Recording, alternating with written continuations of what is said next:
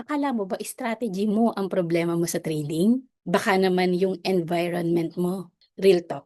Alam mo ba, nakakaapekto rin ang environment mo sa trading. At minsan, mas malaki pa ang epekto nito kaysa sa iniisip mo. Trading is not just about charts. It's also about focus, emotional state, and decision quality. Kapag may noise sa paligid mo, putol-putol ang focus mo.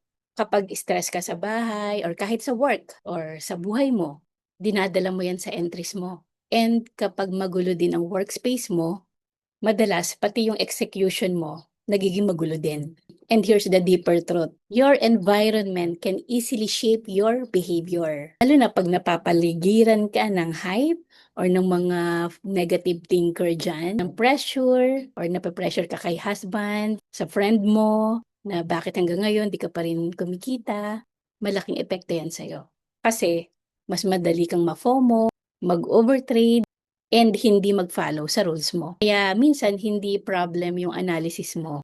Ang problema, wala kang environment na sumusuporta sa discipline mo. Because a good trading environment creates better focus. Better focus creates better execution.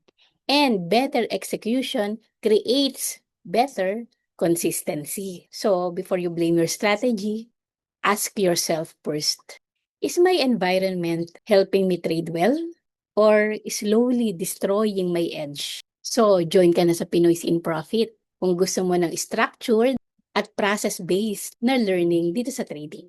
Kaya kung ready ka na, i-click mo na yung link sa comment section kasi good news, pre-community na kami with complete lessons pa from basic to advanced. See you inside!